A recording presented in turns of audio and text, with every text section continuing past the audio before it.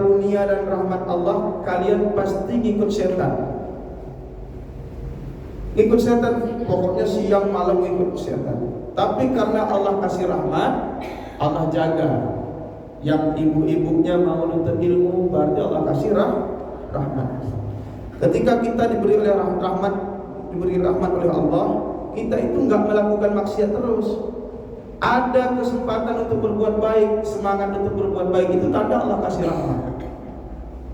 Maka nanti kita coba mempelajari, di mana hari ini juga kita membahas satu rahmat di dalam surah Al-Kautsar yang akan kita bahas. Tapi insya Allah majelis ini kita doakan, mudah-mudahan majelis ini majelis yang dirahmati oleh Allah Subhanahu Wa Taala. Keluar dari majelis ini semua dosa-dosa kita berguguran, diampuni oleh Allah Subhanahu Wa Taala. Terkhusus kita doakan saudara-saudara kita yang sakit agar diberikan kesembuhan, yang dalam keadaan sempit, sulit diberikan kemudahan, kelapangan, serta saudara kita terkhusus yang masih dalam keadaan bangkit untuk lebih kuat dari bencana malapetaka, kita doakan agar mereka diberikan kesabaran, ketabahan dan pertolongan Allah Subhanahu Wa Taala, dan diberikan pahala yang sangat besar. Amin. Amin ya rabbal alamin. Ibu-ibu sekalian muliakan Allah, kita baru perdana bertemu di tahun 2026. Sudah setahun yang lalu kita terpisah ya Bu ya.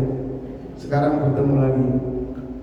Pertama kita mengucapkan mudah-mudahan pergantian tahun ini kita semangat belajar, semakin semangat ibadah, meninggal dalam keadaan husnul khatimah. Amin. Amin. Amin.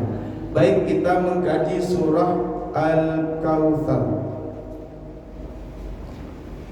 Alhamdulillah wassalatu ala Rasulillah. Kita coba langsung membuka surah Al-Kautsar, kita baca bersama-sama. Ikuti saya nanti dari Bismillah ya. Alhamdulillah. A'udzu billahi minasy syaithanir rajim. 1, 2, 3. A'udzu billahi minasy syaithanir rajim. Bismillahirrahmanirrahim.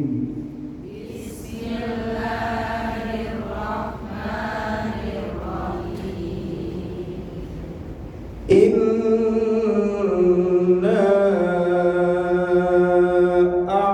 a'tainakal kautsar. 1, 2, 3. Inna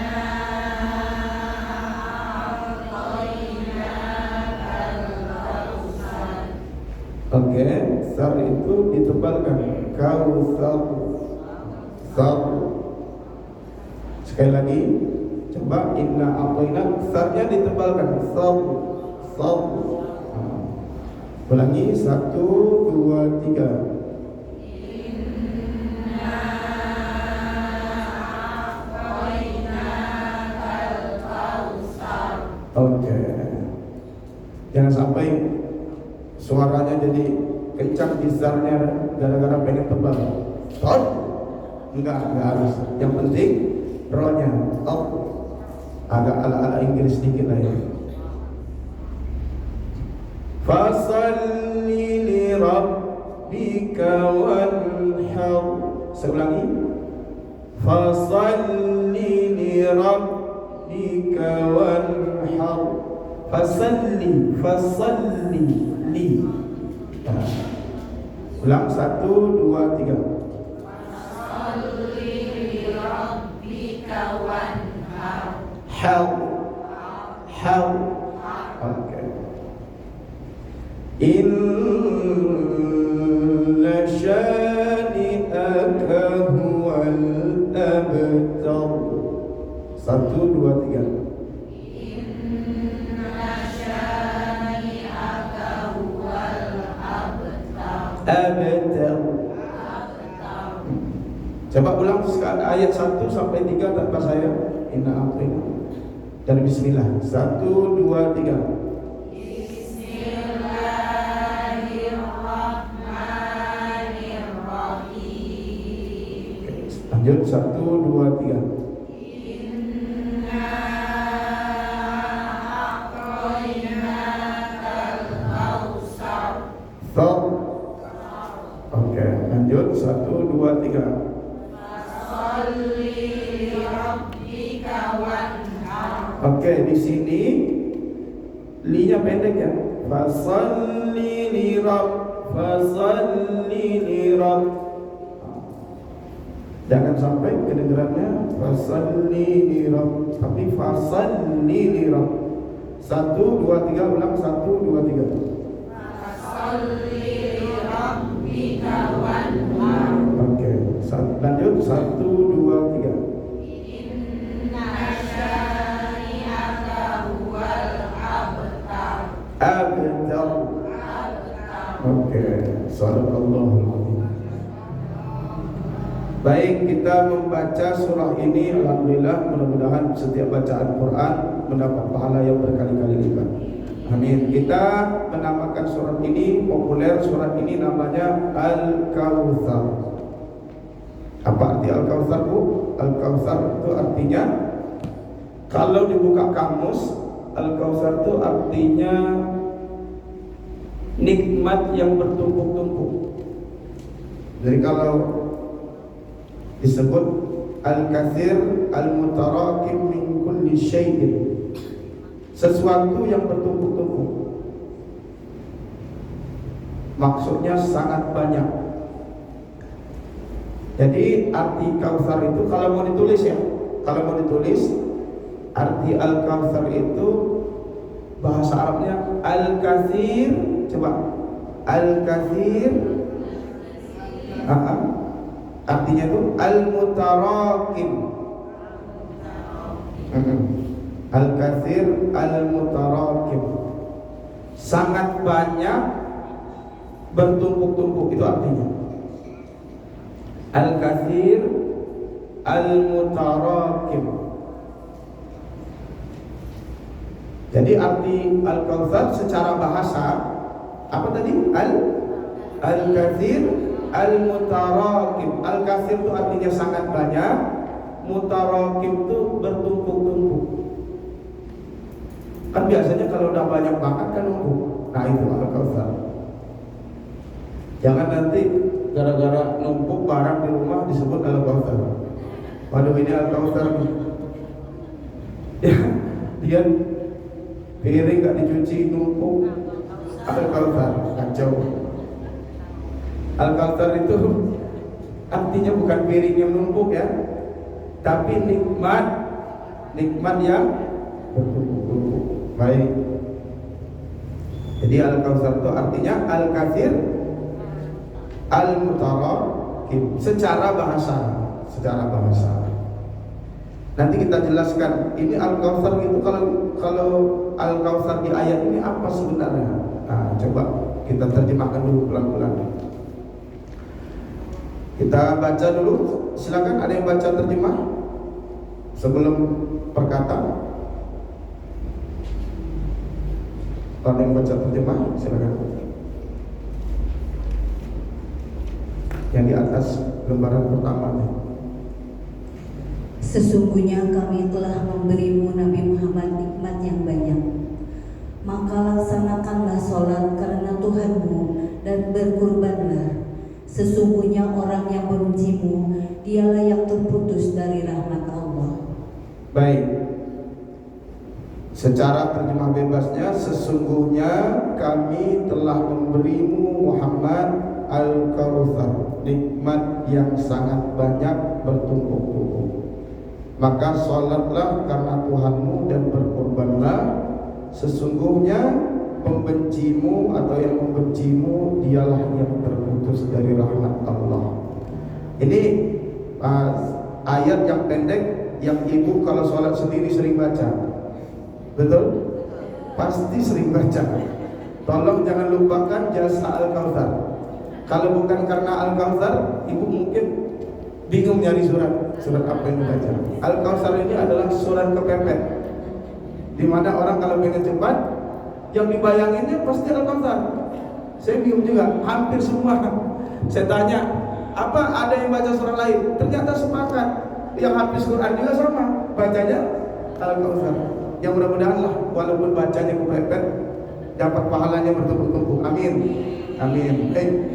Pelan-pelan kita, karena kita sering sholat pakai ayat ini, kita harus berusaha bagaimana memahami ayat ini dan meresapi setiap huruf yang kita ucapkan. Baik. Di sini ada kata inna. Inna dari dua kata. Inna sama na. Innana disingkat jadi inna. Kalau inna sesungguhnya tambah na artinya kami, maka inna sesungguhnya kami. Sesungguhnya kami itu atau sesungguhnya kita. Ibu kalau ingin mengatakan sesungguhnya kita juga inna. Sesungguhnya kami juga inna.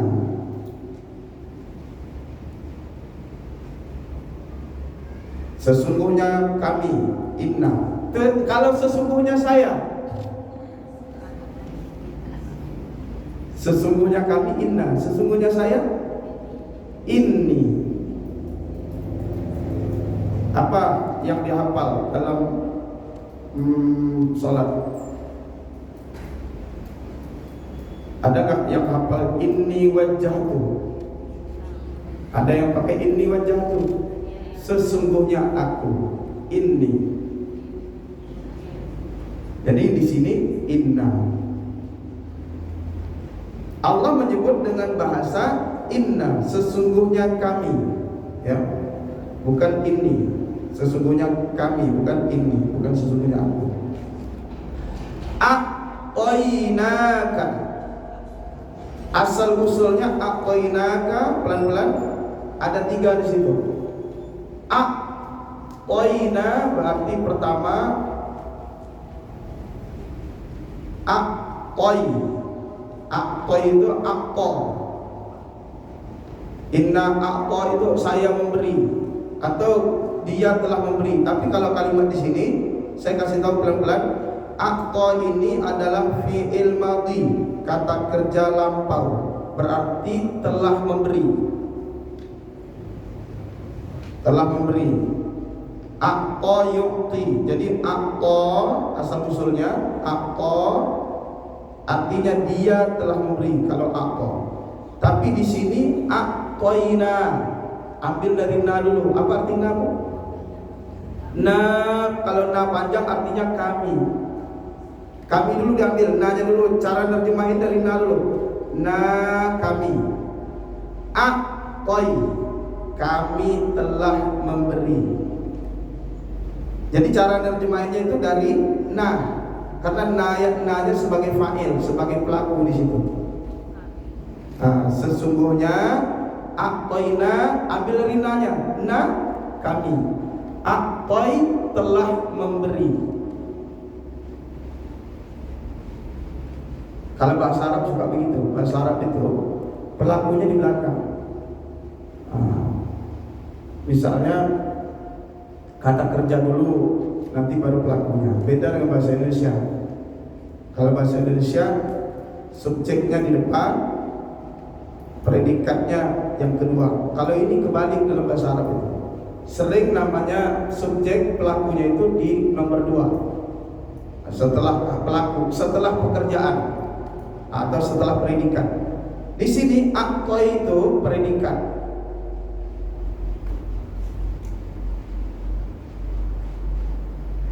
Atau fi'il, disebut namanya fi'il madhi, lampau. Jadi kalau diterjemahkan bagaimana? Dari na, kami telah memberi. Ka itu objek, kepadamu. A'toinaka, kami telah memberi kepadamu. Jadi ka ini disebut dalam bahasa Arab namanya maf'ul. Maf'ul bih, kami telah memberikan kepadamu. Mu siapa di sini? Siapa bu? Mu di sini bukan kita, tapi Nabi Muhammad sallallahu alaihi wasallam. Sesungguhnya kami telah memberi kepadamu Muhammad. Muhammad nggak ada tulisan di sini. Tapi jangan salah, jangan GR dulu. Kenapa ini Nabi Muhammad bukan kita? Jangan kita, oh Ustaz, Allah udah kasih ke kita banyak nikmat. Pelan-pelan, ada nikmat khusus yang Allah kasih kepada Nabi Muhammad. Nanti asbabun nuzulnya bicara. Jadi di sini Nabi Muhammad, engkau, apa yang Allah berikan namanya Al-Kautsar. Jangan diterjemahkan dulu. Memang secara bahasa Al-Kautsar tadi itu Al-Katsir Mutarakim, banyak dan numpuk, itu secara bahasa. Tapi Kautsar di sini Kautsar apaan? Yang ibu ketahui, Kautsar itu ada apa? Kautsar itu apa, Bu? Kautsar itu ada namanya Nahrun, sungai. Sungai namanya Sungai Kautsar. Kalau di daerah sini ya di mana? Sungai nggak ada nama Sungai Al-Kautsar, tapi kalau masjid banyak. Masjid Al-Kautsar banyak. Jadi di sini Nabi dikasih oleh Allah satu nikmat namanya Al-Kautsar. Nanti kita bahas apa itu. Lanjut ayat yang kedua, pelan-pelan ya, pelan-pelan. Fasalli, fa, maka. Fa itu artinya maka. Salli, salatlah. Maka salatlah. Jadi kalau kita nyebut salat, misalnya salli. Kalau nyebut salli, salatlah, salat. Kalau ramai-ramai sallu, salatlah kalian. Di sini Allah nyuruh Nabi. Allah nyuruh Nabi salat. Fasalli, salatlah Muhammad. Li rabbika, li karena. Ini disebut namanya li taklil. Li itu karena di sini. Kamu sholat itu karena siapa? Makanya kalau kita sholat pasti bacanya apa, Bu? Usalli fardal maghribi salasa raka'atin istaqbilal qiblat makmuman lillah. Li itu penting. Li itu penting banget. Li, jadi hidup itu liman untuk siapa? Hidup itu lima. Liman itu untuk siapa? Lima itu untuk apa? Saya ulangi, hidup itu dua. Liman untuk siapa? Lima untuk apa? Jadi bahasa Arabnya kalau untuk siapa liman, kalau untuk apa? Lima. Di sini kalimatnya li rabbika, berarti untuk siapa? Rabbik, di Tuhanmu. Salatlah untuk Tuhanmu, salatlah karena Tuhanmu. Karena ada kenyataannya orang berhaji gak karena Tuhan. Ada kenyataannya orang bersedekah gak karena Tuhan. Ada kenyataannya orang salat gak karena Tuhan, gak karena Allah, gak karena Roh. Bahkan yang menarik, suruh belajar aja itu harus karena siapa? Makanya bisa Iqra bismi rabbikal ladzi khalaq. Bacalah dengan nama Tuhanmu. Karena ada orang yang baca itu tidak atas nama Tuhan. Artinya apa? Dia itu ada orang berilmu, dengan ilmunya dia jadi sombong. Berarti nggak karena Tuhan. Tidak membawa nama Allah. Jadi nama Allah karena Allah itu penting, Bu. Di sini sebentar saya coba agak membawa jauh dikit. Bencana lagi banyak di kita, akhir tahun sampai awal tahun. Saya ingin tanya, Bu, itu hutan gundul yang menebang hutan di Sumatera itu kira-kira orang Islam atau Kristen? Islam. Pejabat-pejabatnya Islam atau Kristen? Islam. Mereka kira-kira pernah baca Quran? Pernah. Mereka pernah jadi pejabat disumpah sama Quran, bersumpah dengan Quran. Tapi kenapa bisa hutan gundul, kemudian alam rusak? Gara-gara apa? Karena mereka enggak karena Allah. Mereka bukan untuk Allah. Jadi ada hubungan yang sangat krusial. Ketika orang melakukan sesuatu itu nggak karena Allah, tapi sebaliknya karena cuan, karena gacor cair, ya ada nggak? Yang penting cuan, yang penting untung, itu berarti tujuannya udah bukan Allah lagi. Tujuannya udah dunia, duit, ujung-ujungnya duit, udah itu repot. Makanya kita kalau ingin mengkaji, seringkali Allah dalam Quran kalau nyuruh sholat karena Allah. Misalnya, coba ibu pasti hafal, falyaqudu rabb hadzal bait. Coba, nyembah itu ada ujungnya. Nyembah siapa? Nyembah pemilik Ka'bah ini. Ada orang yang datang ke Mekah itu bukan nyembah Allah. Ada juga karena nyari dunia. Datang ke sana tahu tempat mustajab, yang diminta dunia. Jadi kita perlu melatih diri kita melakukan sesuatu karena Allah. Apa bedanya? Mandi hadas besar dengan mandi biasa, apa bedanya? Apa bedanya, Bu? Mandi hadas besar dengan mandi biasa, apa bedanya? Iya. Kalau begitu mandi niat karena Allah itu ibadah nggak? Ibadah. Nuntut ilmu itu datang dari rumah. Pastikan datang rumah, ya Allah saya ingin nambah ilmu karenamu, karena Allah, biar ibadahnya makin mantap. Itu setiap langkah, satu langkah naik derajat, satu langkah gugur dosa. Dihitung langkah, masya Allah. Di sini Allah bilang, sholatlah karena Tuhanmu.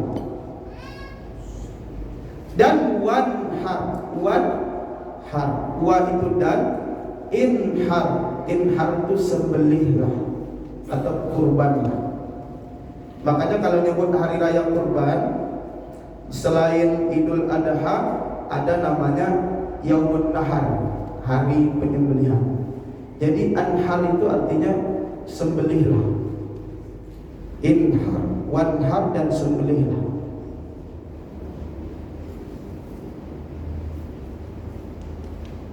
Pelan-pelan ya, ini baru terjemah, belum saya baca ini ya. Fasalli, maka salatlah li rabbika, karena Tuhanmu, wanhar, dan sembelihlah hewan kurban atau berkurbanlah. Yang ketiga, lanjutan, inna, sesungguhnya, syani'aka, syani'a itu pembenci, ka itu mu, sesungguhnya para pembencimu. Syani'aka, sesungguhnya para pembencimu atau orang yang membencimu. Sehingga ibu tinggal pilih. Jadi nanti kalau ada terjemahan orang begini, sesungguhnya para pembencimu, boleh. Atau ada orang menerjemahin sesungguhnya orang yang membencimu, boleh. Itu tinggal pilih aja. Sesungguhnya yang membencimu, para pembencimu, huwa, dia itu al-abtar. Abtar itu terputus. Sesungguhnya dia pembencimu, dia itu terputus. Baik, ada yang mau komen? Ayat ini bagaimana cara memahaminya, Ustaz? Nah, kita pelan-pelan ya. Pertama, kalau kita melihat asbabun nuzul ayat ini bicara tentang pertanyaan sahabat Nabi kepada Nabi Muhammad SAW. Jadi gini, nah sahabat Nabi itu lihat Nabi, ma dhahak ya Rasulullah, kenapa engkau tersenyum? Nabi tiba-tiba tersenyum, bangun tidur tiba-tiba tersenyum. Beliau ngangkat kepala, lagi tidur, tiba-tiba beliau ngangkat kepala, seraya tersenyum, bangun. Dan sahabat bertanya, ma dhahak ya Rasulullah, kenapa engkau tersenyum? Maka Rasulullah bilang, ya, barusan saya diturunkan wahyu. Saya dikasih wahyu oleh Allah. Lalu beliau bacakan, faqara'a Inna a'tainakal kautsar fashalli li rabbika wanhar inna syani'aka huwal abtar. Bayangkan ibu, Nabi baca inna a'tainanya tersenyum. Ada nggak yang baca inna a'taina di sini nangis, sedih? Ada. Quran itu harus sesuai. Jangan sampai bicara nikmat kok isinya nangis. Hati-hati ya. Orang yang paham Quran bisa menempatkan diri. Kalau ayatnya tentang nikmat, ya nggak nangis. Kalau bicara tentang neraka, baru gemeteran. Jangan dibalik-balik. Giliran ayat neraka bahagia, giliran ayat surga nangis. Hati-hati. Ada orang, makanya kalau MTQ Musabaqah Tilawatul Quran, qari yang ngaji lagu itu dinilai juga majuri penghayatannya. Kira-kira ketika lagu itu tentang sedih, lagu itu tentang azab, bagaimana mimik mukanya sama nada-nadanya gimana? Itu penting bu. Seorang imam kalau nggak paham ayat Quran, dia bisa nangis setiap ayat yang dia baca, tapi bukan karena maknanya, tapi karena lagu yang dibawa, atau karena utang yang belum dia bayar, atau karena masalah. Ibu pernah nggak baca Quran nangis? Ini kayaknya muka nangis semua. Ibu pernah baca Quran nangis nggak? Serius, pernah nggak? Nangis karena Qurannya atau karena ada masalah yang dibawa ke Qurannya? Ada masalah dibawa depan mushaf basah gitu. Dikira malaikat, wah ini orang serius benar baca Qurannya, Masya Allah, ini orang khusyuk benar. Ternyata diteliti sama malaikat lain, dia nangis bukan karena Quran, karena ada masalah. Lagi galau ceritanya, baca Quran nangis. Karena saya pernah ngalami di titik itu, nangis dari sisa baca Quran. Sampai teman saya itu heran, oh bang kenapa nangis bang? Pokoknya asik banget di ayat. Padahal kita nangis karena cinta ditolak. Kan begitu. Ya kita kan bisa merahasiakan sesuatu ya, diluahkan dengan Quran. Baik. Jadi ibu-ibu sekalian, kalau kita tanya Quran itu bisa nggak menggoyahkan hati kita? Bisa banget. Kalau kita membaca tentang azab, kita paham, tiba-tiba kita gemeteran, kita takut bu. Quran itu banyak nyindir diri kita sendiri, banyak. Sering kita baca Quran itu sebenarnya cermin buat kita. Makanya kalau baca Quran jangan dihadapkan ke orang. Baca Quran itu cermin buat diri kita. Saat kita baca Quran ini sebenarnya sedang negur kita. Jangan ketika baca Quran, iya si Anu benar tuh, ya si Anu tuh cocoknya sama Quran ini. Jangan begitu kalau baca Quran. Baca Quran itu tunjuk diri sendiri. Baru dapat hidayah. Nah ini yang kemudian. Nah inna a'taina, Nabi itu tabassam, Nabi itu tersenyum, tidak sedih. Kok tersenyum Ustaz? Kenapa? Karena gini, Nabi memahami dalam wahyu itu yang dimaksud Al-Kautsar itu di sini adalah huwa nahrun aqalihi Rabbi azza wa jalla. Ada satu sungai yang Allah berikan khusus kepada Nabi Muhammad, tidak kepada Nabi yang lain. Yang dikasih kepada Nabi Muhammad khusus sungai itu namanya sungai Al-Kautsar. Makanya nanti di akhirat salah satu cirinya umat Nabi Muhammad SAW itu ada pos di mana kita bertemu dengan Nabi itu, di mana titiknya? Titik kumpulnya ada di telaga Al-Kautsar. Itu titik kumpulnya. Kalau umat agama lain nggak ngerti kita titik kumpulnya di mana. Yang jelas umat Nabi Muhammad ada titik kumpulnya, itu tenang aja. Ya, nanti di akhirat kita bingung nyari alamat nih. Mau nyari alamat di surga bingung. Kayak masuk surga aja bisa. Tapi kita bingung mau menuju ke surga. Gampang, titik kumpulnya di mana? Al-Kautsar. Nah, di sini kemudian Allah kasih kepada Nabi Muhammad ada sungai yang dikasih khusus namanya sungai Al-Kautsar. Sungai itu di surga. Sungai itu di surga. Khairun katsir. Di situ kebaikannya sangat banyak. Kemudian taridu alaihi ummati yaumal qiyamah. Di situ umatku datang, ya.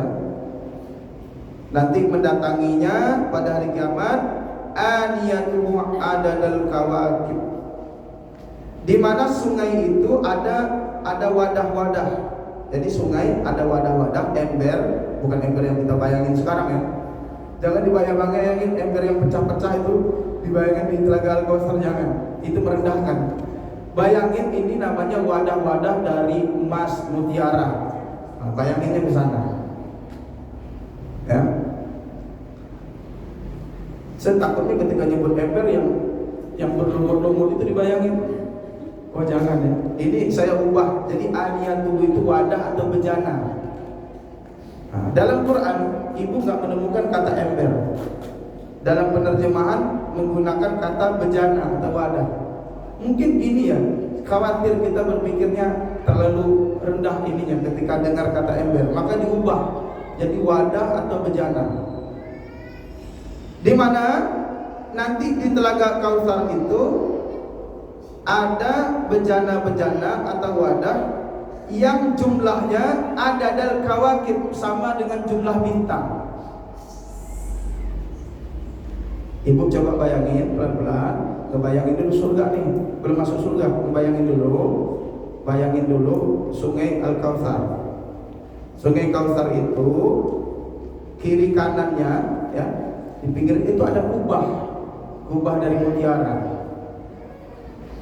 Ada kubah dari mutiara, wangi banget, sungainya wangi. Saya belum pernah nyium, cuma kata Nabi, sungainya wangi minyak kasturi. Saya nggak ngerti kenapa selalu identik surga itu, sungai itu pasti minyak kasturi. Ada orang yang suka minyak kasturi, ada juga yang mungkin. Tapi tergantung minyak kasturi apa dulu. Bayangin ini minyak kasturi benar-benar yang paling wangi. Ada kubah kiri kanan di sungai Kautsar itu, ada juga bejana-bejana, wadah-wadah dari mutiara, emas, dan macam-macam.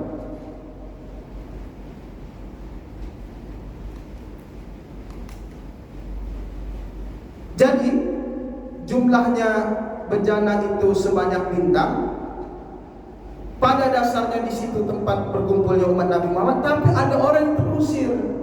Jadi tidak semua di situ aman. Ada juga orang yang terusir dari sungai Kautsar itu, Telaga Kautsar itu.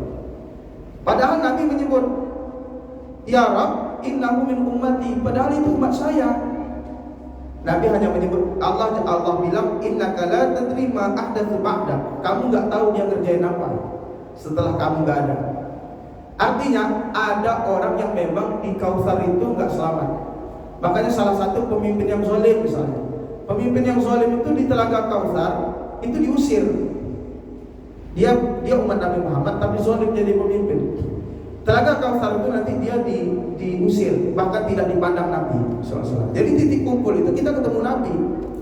Tapi ada orang yang tidak dipandang Nabi, salah satu adalah pemimpin yang zalim. Kalau begitu apa Kautsar di situ, Bu? Pertama, makna Kautsar itu berdasarkan hadis adalah nama sungai. Allah berikan kepada Nabi itu sungai Al-Kautsar. Itu yang pertama. Paling penting pahami itu dulu.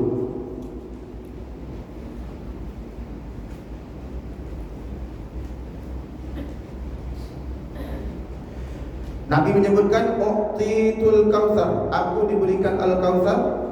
Fa idza huwa naharun yajri, ternyata Al-Kautsar itu sungai yang mengalir terus sampai sekarang. Jadi Al-Kautsar itu sampai sekarang ngalir terus sungai. Kemudian kedua tepinya tadi khibabul lu'lu'. Lu'lu'. Makanya sering dengar misalnya surah Ar-Rahman, lu'lu' wal marjan. Lu'lu' itu mutiara. Kubah-kubahnya itu dari mutiara. Kemudian Nabi, lalu aku menyentuh tanganku ke tanah, fatarabtu biyadi fi turbati. Nanti di Telaga Kautsar itu, sungai Kautsar, Nabi coba menyentuh. Kemudian ternyata setelah itu dicium sama Nabi wanginya sewangi minyak kasturi yang sangat harum. Dan batu-batu kerikilnya dari mutiara. Artinya apa? Kalau begitu, ada satu wahyu yang Allah berikan gambaran, surga itu bahan-bahannya nggak jauh dari emas, mutiara. Indah banget Bu. Surga itu kalau kita baca tentang surga, indah banget surga. Kena debunya aja bikin kita bercahaya coba. Sekarang bandingin dengan debu di Arafah atau debu di mana kan gitu. Itu di surga kena debunya aja bikin suami pulang ke rumah jadi bercahaya. Masya Allah. Karena nggak jauh dari mutiara, nggak jauh dari emas, ya. Ini pengen masuk surga semua kan? Makanya kalau kita masuk surga itu semua kaget. Ya Allah, kenapa saya tanggung amat amal ibadah saya? Kalau tahu saya surga kayak gini, mending saya belajar terus, mending saya sedekah terus. Orang kalau tahu surga, sampai bahasa Nabi, kalau mereka tahu betapa besarnya hadiah dari Allah itu, mereka pengen habiskan waktunya itu untuk ibadah, gak mau yang lain. Nabi dikasih penglihatan oleh Allah, begitu. Kemudian Nabi menyebutkan lain dalam satu hadis yang lain, saya tambahkan, dakhaltul jannah, aku masuk ke dalam surga. Fa idza ana binahrin haffatah, tiba-tiba aku melihat sebuah sungai, khiyamul lu'lu', yang kedua tepinya dipenuhi dengan kemah-kemah dari mutiara. Ada kemah-kemah juga di situ. Yang suka berkemah, ya nanti di Telaga Kautsar ada kemah di pinggir-pinggirnya, kemah-kemah dari mutiara. Fadarabtu biyadi, lalu aku sentuh dengan tanganku, ila ma yajri fihil ma, ke tanah yang dialiri oleh air. Tiba-tiba fa idza miskun asfar, tiba-tiba baunya bau minyak kasturi yang sangat harum. Ma hadza ya Jibril, apa ini wahai Jibril? Jibril menjawab, hadza al-kautsar, ini namanya al-kautsar, alladzi a'takahu Allah azza wa jalla, yang Allah berikan kepadamu.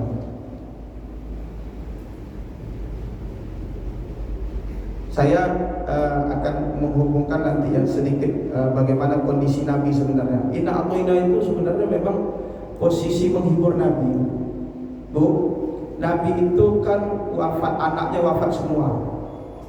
Yang umur panjang sedikit adalah Fatimah. Ketika Nabi punya anak yang namanya Qasim, ya kan? Anak-anak Nabi ada berapa? Anak-anak Nabi ada 7 orang, 3 laki-laki, 4 perempuan. Pertama Qasim, Abdullah, Ibrahim, Zainab, Ruqayyah, Ummu Kulsum, Fatimah. Gak ingat anak Nabi ya? Anak Nabi dikit kok, cuma 7 orang. Anak Nabi yang laki-laki wafat semua, sehingga orang Arab itu bilang Nabi Abtar. Orang Arab itu mencela Nabi waktu itu, dibilang Nabi, tuh Nabi kan Abtar. Makanya ujungnya surah Al-Kautsar itu inna syani'aka wal abtar. Sebenarnya abtar itu ucapannya orang Arab. Orang Arab jahiliyah, Abu Jahal, Abu Lahab. Nabi itu dipanggil abtar gara-gara anaknya wafat. Oh, Nabi berarti gak disayangi Tuhan. Kayak gitu loh. Nabi gak punya generasi. Di mana Arab itu kan yang mengutamakan anaknya itu anak laki-laki. Kalau mereka punya anak laki-laki itu merasa, wah saya punya ini penerus. Kalau anak perempuan itu memang di zaman Arab jahiliyah bukan kurang dianggap, bukan kurang, malah nggak dianggap. Allah menguji Nabi Muhammad dengan anak laki-laki wafat, sehingga Nabi Muhammad disebut abtar. Ini nih manusia pilihan, katanya pilihan, tapi nggak punya generasi, berarti putus. Sama seperti bahasanya gini, tuh kasihan tuh orang Kasihan tuh orang pinter-pinter tapi nggak punya anak, itu bisa. Nggak punya anak, nggak punya kasih. Nabi digituin, digituin bu. Disebut abtar di mana-mana, abtar. Allah balas dengan inna a'tayna kal kautsar. Itu sebenarnya kalau dilihat dari asbabun nuzul besarnya, garis besar, ada peristiwa yang melatar belakangi di mana beliau kondisinya sebenarnya berat. Tapi Allah menghibur Nabi apa bu? Al-Kautsar. Makna di balik Al-Kautsar, tempat berkumpulnya umat Nabi, dan umat yang paling banyak di hari kiamat adalah umat Nabi Muhammad SAW. Allah menghiburinnya luar biasa. Dan kemudian Nabi ditutup surat ini dengan ayat terakhir, orang yang menyebut kamu abtar itu, dialah yang sebenarnya abtar. Dialah yang sebenarnya terputus. Pelan-pelan ya. Jadi di sini memahaminya, sebenarnya ini adalah hiburan buat baginda Nabi Muhammad SAW. Allah kasih tahu Muhammad, sesungguhnya kami memberimu kepadamu Al-Kautsar, sungai dari surga, khusus untukmu dan umatmu Nabi Muhammad, umat sampai akhir zaman. Tapi ulama kita, ibu kalau buka di terjemah Quran, nggak ada satupun terjemah Quran yang menerjemahkan Al-Kautsar itu sungai Al-Kautsar. Ada nggak? Coba cek dulu. Ada nggak di Quran ibu yang menerjemahkan Al-Kautsar itu sungai Kautsar? Ada nggak? Ada nggak kira-kira? Saya takutnya ini. Kalau ada yang kasih tahu.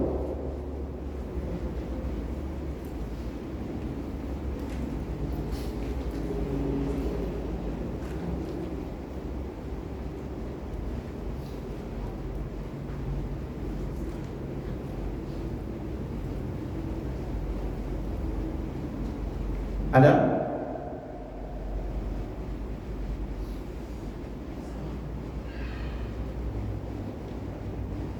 Gak ada ya? Tetap diterjemahkan apa di situ?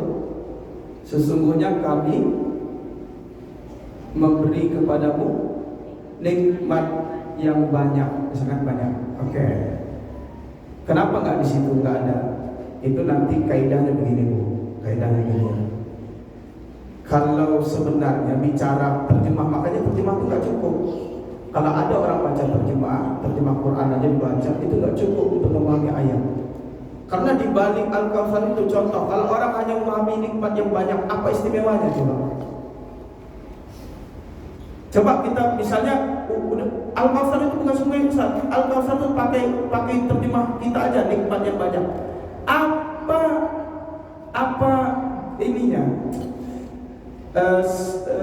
Yang bikin kita gerget dari ayat itu apa? Itulah pentingnya kita memahami tafhimul Quran. Oh ternyata Al-Kautsar itu ada sungai yang ngalir, warnanya lebih putih dari warna susu, rasanya lebih manis dari rasa madu. Di pinggir kanan kirinya ada kemah dari mutiara, ada kubah-kubah, ada bejana. Kemudian ada burung yang lehernya seperti leher unta. Aduh jangan jijik dulu, kita nggak tahu. Ini surga. Ada hewan burung yang minum air itu.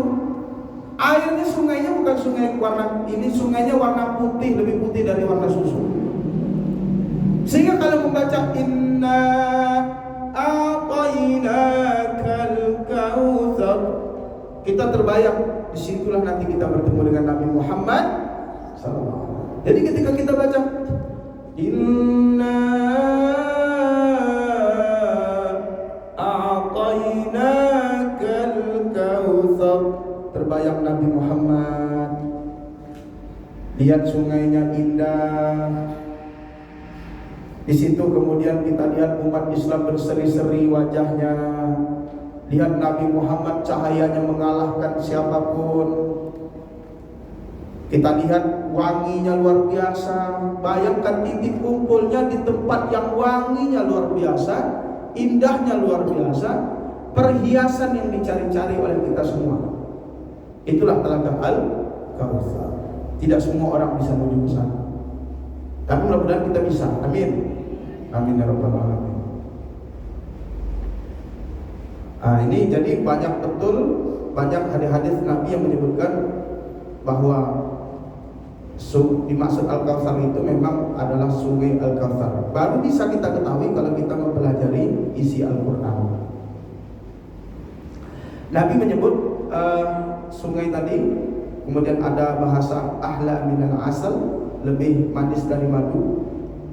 Kemudian ada burung-burung yang lehernya seperti leher unta. Kemudian sahabat bertanya, ya Rasulullah, innaha dina'imah. Wahai Rasul, gitu ya, ada pertanyaan, apakah enak dagingnya itu? Maka Nabi jawab, akluha an'am minha. Nikmat banget, lezat banget, kata Nabi bahasa. Jadi kalau berdasarkan tafsir riwayat, ya, tafsir riwayat, misal tafsir Ibnu Katsir yang saya baca ini, tafsir riwayat, maka Al-Kautsar itu adalah sungai. Tapi bagaimana pemberlakuan hari ini ayat itu supaya bisa dipakai oleh kita? Al-Kautsar itu berarti untuk Nabi Muhammad aja, Ustaz. Sementara ayat itu kita baca, apa manfaatnya buat kita? Disinilah ulama ngambil jalan tengah. Makna Kautsar itu nikmat yang sangat banyak. Artinya, kalau ayat ini untuk Nabi kan sudah selesai. Tapi bagaimana ayat ini berlaku juga untuk kita? Kalau berlaku untuk kita, maka terjemah Al-Kautsar itu bukan sungai, tapi nikmat yang sangat banyak. Karena kaidah penafsiran namanya begini, al-ibrah bi umumil lafzi la bil khususis sabab. Pemberlakuan ayat-ayat itu untuk umum. Ayat itu berlaku secara umum, bukan hanya untuk Nabi. Memang peristiwanya peristiwa Nabi, tapi ayat itu kan kita yang baca. Kita ingin ngambil manfaatnya, maka kemudian ngambil jalan tengah. Makna Al-Kautsar di situ selain sungai, maknanya adalah nikmat yang sangat banyak. Sehingga kalau kita pahami hari ini misalnya, alhamdulillah Allah telah memberi kita nikmat yang sangat banyak. Maka kita menyebut sangat banyak itu boleh dengan menggunakan Al-Kautsar. Maka ketika baca Inna a'tainakal kautsar, kita bisa membayangkan Allah kasih nikmat sehat, Allah kasih kita nikmat tempat tinggal yang nyaman, kita bersama keluarga kita, Allah kasih nikmat yang banyak. Di situ kita bersyukur. Jadi artinya apa? Membaca Inna a'taina supaya kita nambah bersyukur kepada Allah, supaya kesyukurannya nambah. Adapun ayat kedua dan ayat ketiga itu sebenarnya bicara kondisi di mana Nabi tetap disuruh oleh Allah untuk sholat karena Tuhan. Jangan terbawa agama ini berat. Maksudnya gini, sholat itu berat nggak? Sholat berat nggak? Ada nggak? Ada yang bilang sholat itu ringan? Saya tanya, belajar agama itu ringan atau berat? Berat atau ringan? Ringan atau berat? Berat. Sholat yang berat apanya, Bu? Kalau sholat yang berat apanya?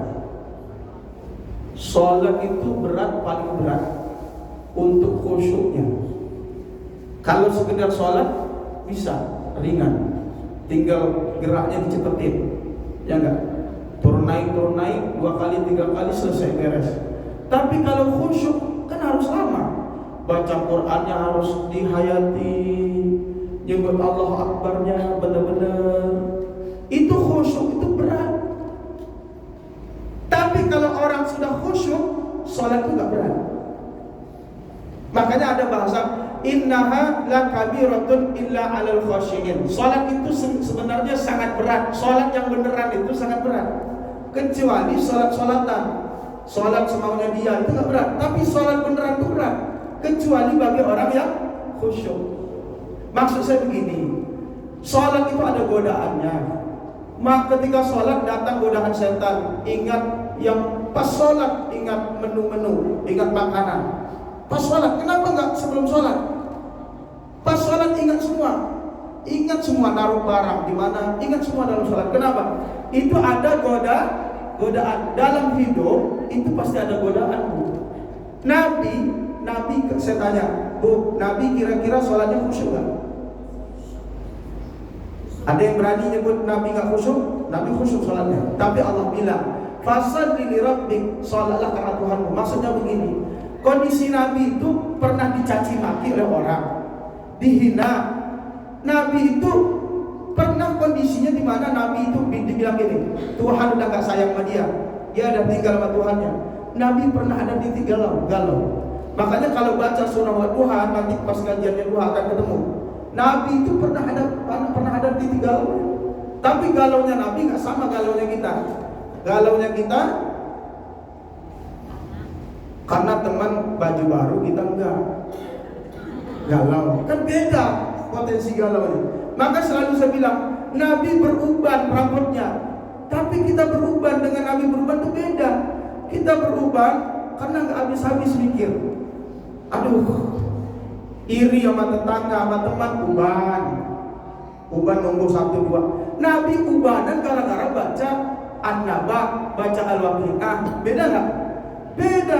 Nabi baca surah Al-Waqi'ah, ubannya nambah karena memikirkan hari kiamat. Kalau kita uban nambah memikirkan itu. Ada perbedaan. Nabi disuruh oleh Allah, hei Muhammad, kamu tetap sholat karena Tuhanmu. Sekalipun kamu dicaci, kamu dihina, kamu direndahkan. Memang begitu megang agama. Megang agama ini sekarang lebih sulit lagi. Seperti megang bara api, sulit. Kita ini Bu ya, kalau sungguh-sungguh beragama, megang agama ini sulit sekarang. Kenapa? Karena godaan pengaruh-pengaruh dunia budaya, pola. Sekarang itu kan bisa, bagaimana kalau bisa kurikulum agama itu hilangin. Kan ada bocoran ini dari Yahudi, itu targetnya bukan Gaza lagi, bukan Palestina, tapi bagaimana targetnya Islam mayoritas di sini. Setidaknya mungkin kurikulum agamanya dihilangin. Beragama itu dari dulu berat, megang agama Allah itu berat. Makanya disuruh kita kalau megang agama Allah itu la yakhafuna lawmata laim. Kalau sudah beriman mantap, gak usah takut dengan cacian. Makanya kalau sholat karena Allah itu jadi penguat. Kamu itu berjuang untuk siapa? Untuk Allah. Sama Bu, sama. Kalau kita belajar agama juga sama. Ngaji agama, majelis taklim. Ada orang majelis taklim itu karena setelah majelis taklimnya ada arisan, ada. Tapi ada yang habis taklim itu mau healing, janji-janjian kemana gitu. Jadi ikut taklim itu ada. Tapi sebenarnya itu semua proses, ada prosesnya.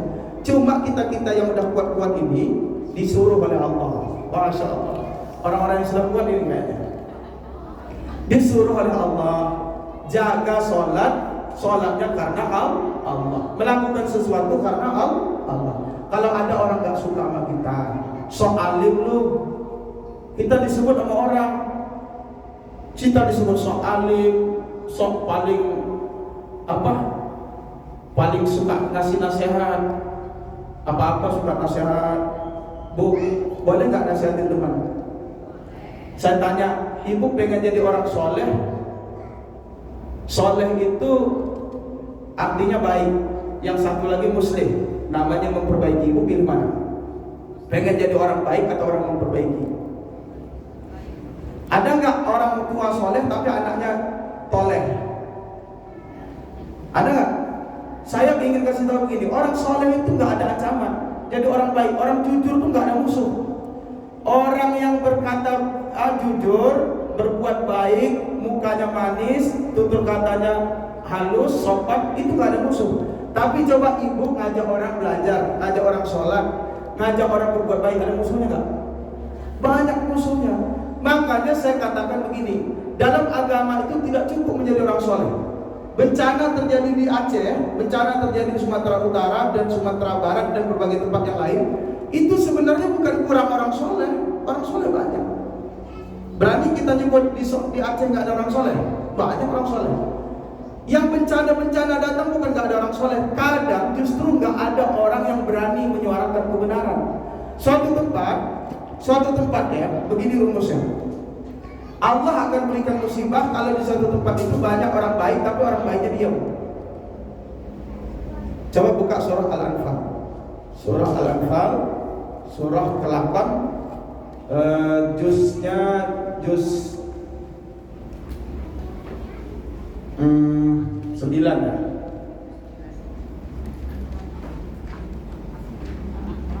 Al-Anfal ayat 25. Terkait kita hubungkan nanti. Silakan baca nanti artinya. Paling bawah ya. Al-Anfal ayat 25.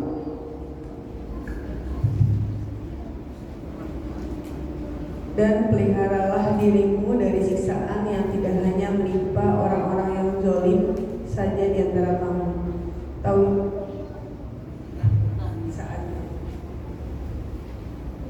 Apa? Dan peliharalah dirimu dari siksaan yang tidak hanya menimpa orang-orang yang zalim saja di antara kamu. Tahuilah bahwa Allah sangat keras siksanya. Tuh, ayat itu pelan-pelan ada hubungannya nanti dengan Al-Kautsar ini. Di mana Allah bilang wattaqu fitnah, takutlah, jagalah, peliharalah dirimu dari fitnah malapetaka, bencana, balak yang tidak hanya nimpa orang zalim, orang soleh pun kena. Maksudnya, kok bisa orang soleh kena? Karena orang soleh itu nggak berani bersuara. Orang soleh itu nggak berani bersuara. Misalnya hutan ditebang, ada nggak orang soleh di situ bela bersuara? Ini merusak lingkungan, merusak ekosistem. Kalau kita kemudian nggak berani bersuara, sekalipun sholat kita 1000 rakaat tidak akan bisa mencegah bencana, nggak bisa mencegah. Makanya Nabi Muhammad SAW itu pernah disebut abtar. Nabi itu dicaci maki, tapi Allah bilang, kamu sholat karena siapa? Kamu ibadah karena siapa? Kalau karena Allah ya udah, jangan takut dihina, jangan takut dicaci. Kamu ini beribadah karena siapa? Kalau beribadah kita karena Allah, nggak usah peduli. Nah, itu makanya di sini pesan buat kita bersama. Berkorban ya, maknanya di situ adalah sholat dan berkorbanlah, bukan berkorban, tapi berkorban. Berkorban di sini sembelihlah. Kita tahu makna sembelih, yang pertama ini hari raya kurban, Idul Kurban. Yang kedua memahami sembelih itu maksudnya kita tentu saja tidak hanya menyembelih hewan kurban, tapi kita menyembelih syahwat kita. Beragama itu jangan dicampur dengan syahwat. Beragama itu jangan dicampur dengan syahwat.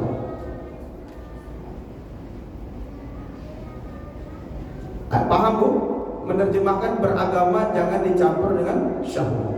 Contoh, besok hari Jumat, hari ini hari Kamis.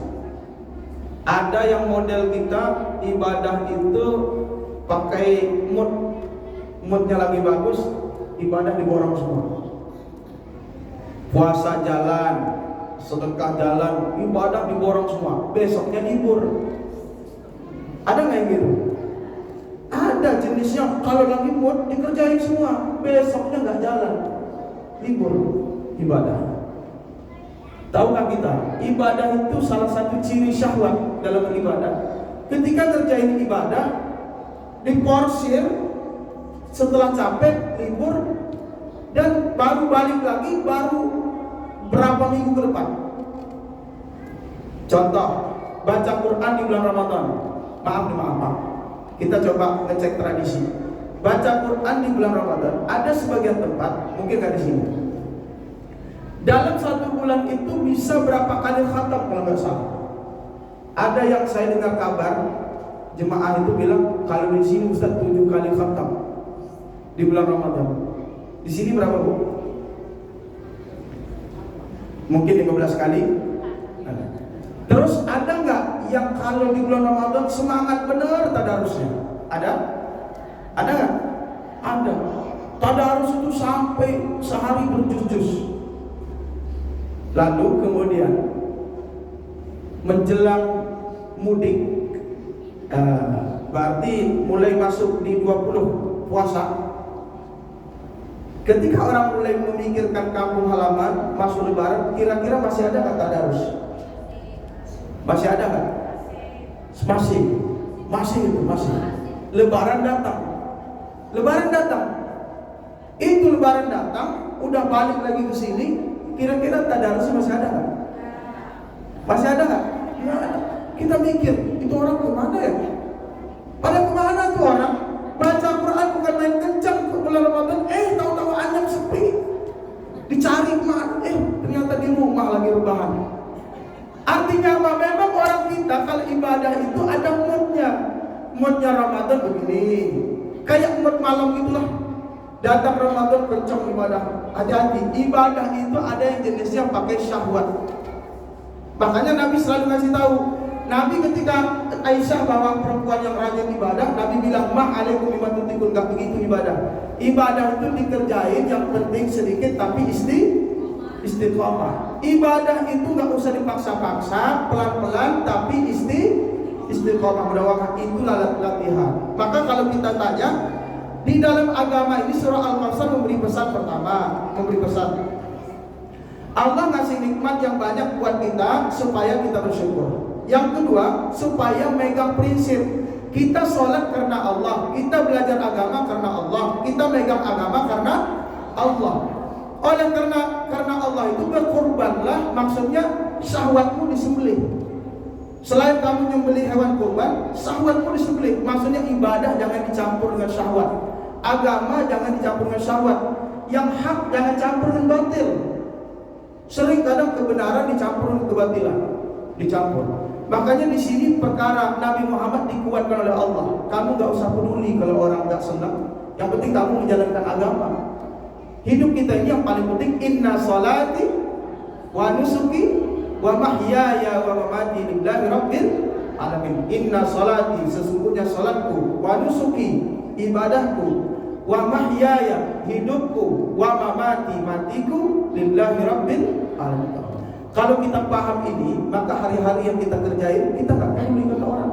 Pokoknya yang kita kerjain benar. Jangan sampai bahasa EGP emang gua pikirin. Jangan begitu. Yang penting kita kerjain benar. Nah, yang terakhir-akhirnya gini. Sekalipun ada orang benci sama kita, gak usah dibalas dengan kebencian. Kalau ada orang benci sama kita karena kita menjalankan agama, prinsip, gak usah dibalas kebencian. Karena Allah yang membalas. Kalau ada orang benci mengata-ngatain yang buruk buat kita, sesungguhnya tanpa kita balas, dia akan balik ke dia. Nah, ayat terakhir ada hubungannya dengan surah Al-Isra. Buka surah Al-Isra, surah 17 ayat 6. Sebagai penutup, kalau nggak salah ya, surah 17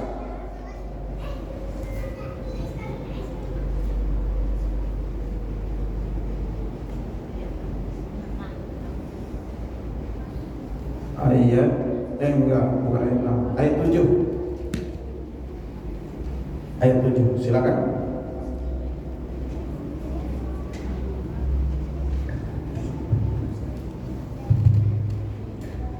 Jika kamu berbuat hati, kamu berbuat baik dirimu sendiri. Jika kamu berbuat jahat, maka kerugian kejahatan itu untuk dirimu sendiri. Apabila saat hukum kejahatan yang kedua, kami bangkitkan musuhmu untuk menyuramkanmu wajahmu, lalu mereka masuk ke dalam Masjidil Aqsa. Sebagaimana ketika mereka memasuki pertama kali dan mereka membinasakan apa saja yang mereka kuasai. Nah, ambil di potongan yang pertama ya. In ahsantum li anfusikum. Jika kamu berbuat baik, kebaikan itu untuk dirimu. Jika kamu berbuat buruk, keburukan kembali kepadamu. Jadi, ada nggak karma di dalam Islam? Saya ingin nyebut karma nggak berani, karena karma itu istilah Sanskerta. Kita harus terjemahkan dulu karma itu apa. Dalam Islam itu tanpa kita membalas, Allah sudah menyiapkan. Makanya kalau ada orang benci sama kita karena kita jaga agama, kita kuat prinsipnya, kita kuat akhlaknya, menjaga akidah, keyakinan, biarin. Kita nggak usah balas yang mencela kita. Tanpa kita membalas, Allah sudah membalas. Karena Allah bilang begitu, kalau kamu berbuat baik, baik untukmu. Kalau kamu berbuat buruk, buruk, buruk balik padamu. Maka kalimat inna syani'aka huwal abtar, sesungguhnya yang membencimu dialah yang sebenar-benar terputus. Terputus apa, Bu? Terputus dari rahmat Allah. Nabi ini dapat hiburan dari Allah. Dengan dapat hiburan begini, Nabi semangat, sehingga Nabi tersenyum. Datang surah Al-Kautsar, Nabi tersenyum. Itu hiburan buat Nabi Sallallahu Alaihi Wasallam. Saya kira itu penting kita menghibur diri kita dengan ayat-ayat Quran. Kalau kita membayangkan Al-Kautsar, dan mudah-mudahan nanti kita juga mendapat syafaat dari Nabi Muhammad SAW. Jadi membayangkan Kautsar, ibu bayangin dua mulai sekarang. Ketika dalam sholat baca Kautsar, jangan lupa bayangin pertama sungai, tempat bertemunya Nabi Muhammad SAW dengan kita. Yang kedua, kita bayangin nikmat yang bertumpuk-tumpuk yang Allah berikan kepada kita semua. Dengan cara itu bertambahlah rasa syukur kehadiran Allah Subhanahu wa Ta'ala. Saya kira itu. Ada yang ditanyakan, ditambahkan, kami kembalikan kepada pembawa acara. Terima kasih Pak Ustadz. Baik ibu-ibu, bagaimana, ada yang mau bertanya? Silahkan ibu. Ibu-ibu, barangkali ada yang mau ditanyakan pada Pak Ustadz? Sudah cukup? Oh, ada. Ada.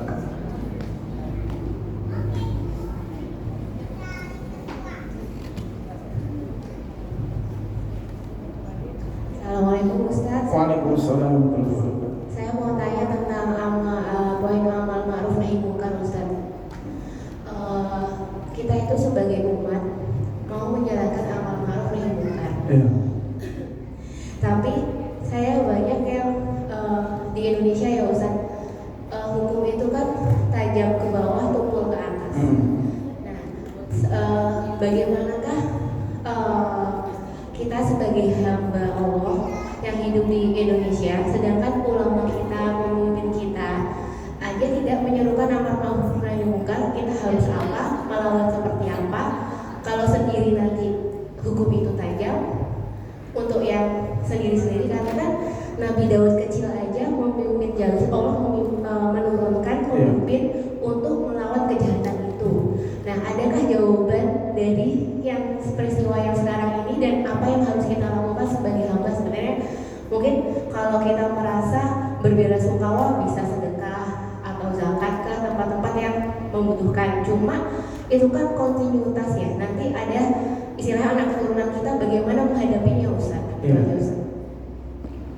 Baik. Ustaz. Terima kasih. Langsung ya, ibu-ibu sekalian. Ini berat kalau bicara agama itu sebenarnya pasti ada di dalamnya yang namanya jihad. Bu, jihad itu tidak dimaknai dengan angkat senjata ya. Tapi dalam agama ini seringkali kata jihad itu harus ada kata jihad itu.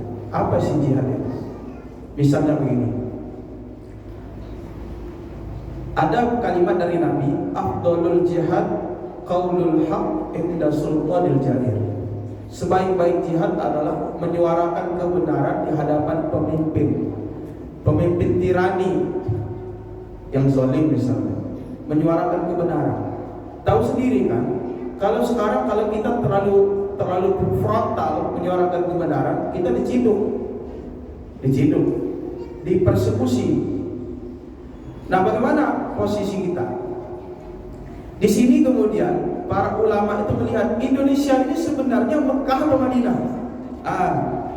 Ibu tahu di antara memahami ayat ada makiyah, ada madani.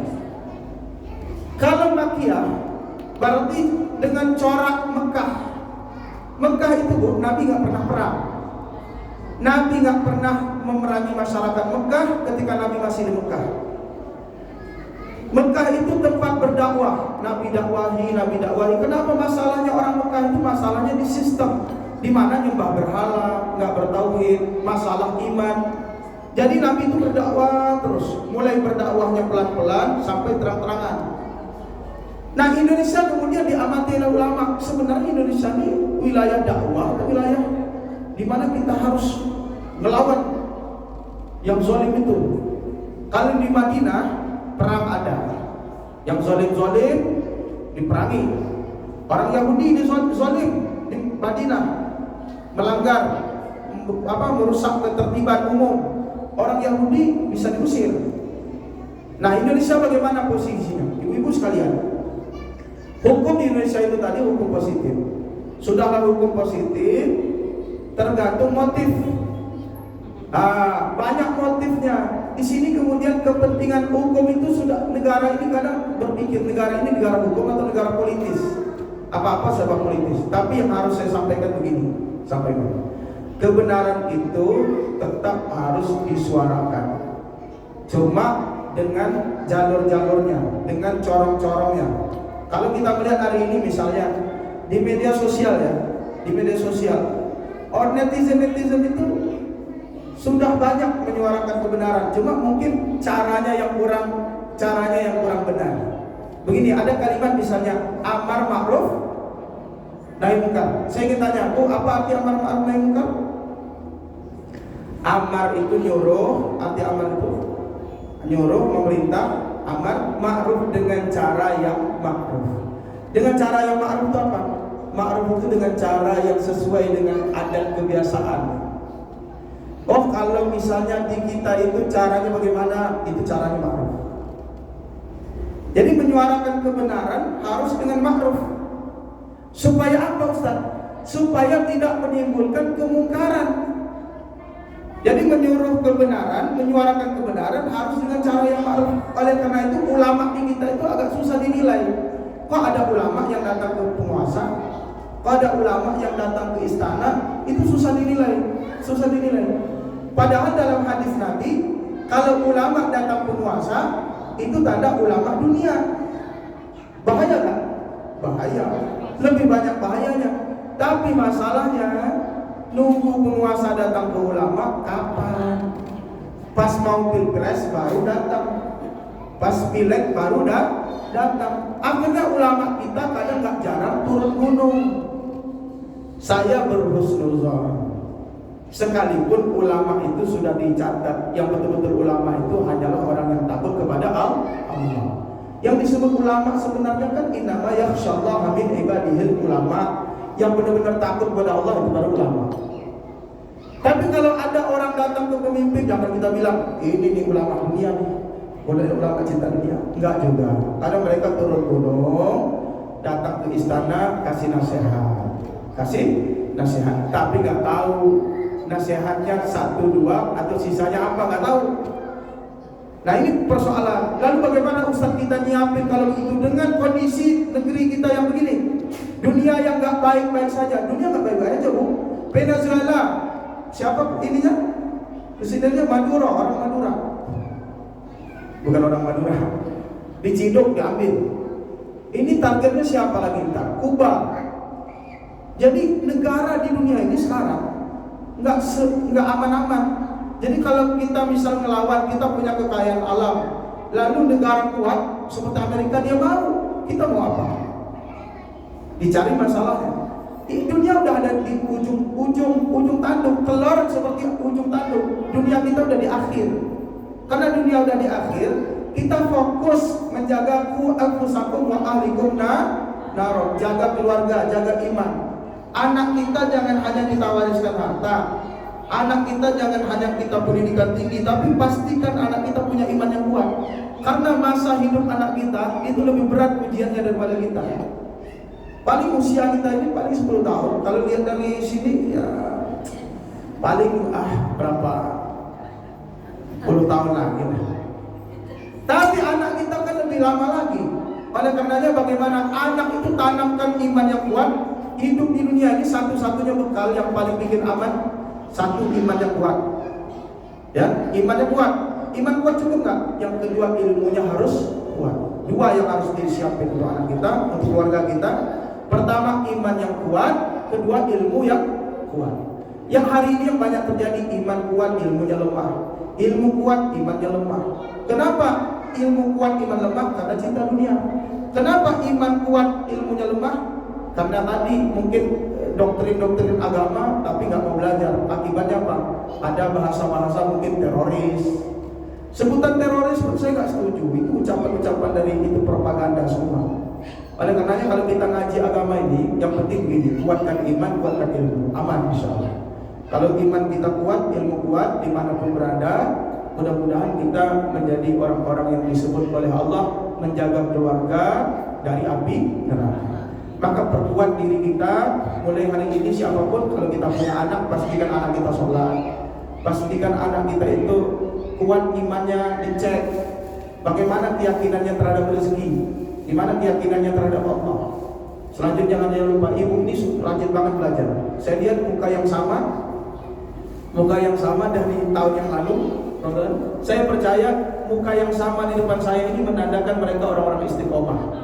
Nah, kalau mereka orang istiqomah, berarti insya Allah nanti lahir anak keturunan yang imannya kuat, ilmunya banyak. Amin. Yang lahir dari mereka keturunan anak cucu cicit yang jadi ulama yang membela agama Allah. Amin.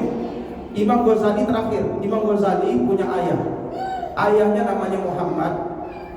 Muhammad ini kebiasaannya suka hadir majelis ilmu, datang ke rumah ulama minta doa. Lahirlah seorang anak namanya Imam Ghazali. Imam Ghazali itu terkenal sebagai pembela agama. Siapapun orang yang ngaji agama ini pasti mengkaji kitab Imam Ghazali. Kenapa bisa lahir sekelas Imam Ghazali? Karena ayahnya rajin nuntut ilmu, rajin belajar, rajin bertemu orang-orang soleh.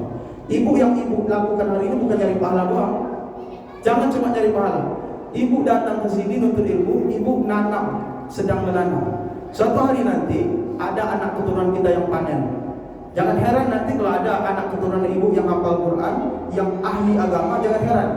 Karena nanti kalau masuk kubur ketahuan, oh ada nenek-neneknya itu di atas nenek apa? Buyut, ada buyut-buyutnya dulu rajin ngaji di Baitul Izzah, di Monte Arafah. Amin. Nah, kita sedang tanam. Kita tanam yang baik, bibit yang baik. Mudah-mudahan Allah berikan keturunan yang soleh dan solehah, keturunan yang menjadi ulama pembela agama Allah. Amin. Amin. Demikian yang bisa kami sampaikan pada kesempatan yang mulia ini. Perkuat iman dan perkuat ilmu. Mudah-mudahan kita hidup mulia, meninggal dalam keadaan mulia di sisi Allah Subhanahu wa taala. Baca hamdalah, alhamdulillahirabbil alamin. Rabbana taqabbal minna innaka antas samiul alim wa tub alaina innaka antat tawwabur rahim. Rabbana atina fid dunya hasanah wa fil akhirati hasanah wa qina adzabannar. Sallallahu ala sayyidina Muhammad wa ala alihi wasallam. Subhana rabbika rabbil izzati amma yasifun wa salamun ala mursalin walhamdulillahi alamin. Hadanallahu wa iyyakum ajma'in. Wabillahi taufiq wal hidayah. Assalamualaikum warahmatullahi wabarakatuh. Baiklah Ibu, alhamdulillah kajian sore ini kita sudah selesai. Sebuah kita mendapat rahmat dari Allah dan menjadi orang yang selalu bersyukur atas nikmat Allah. Baiklah Ibu, pengajian kita tutup dengan kafaratul majlis. Subhanallahumma wa bihamdika asyhadu an la ilaha illa anta astaghfiruka wa atubu ilaik. Billahi taufiq wa hidayah. Wassalamualaikum warahmatullahi wabarakatuh.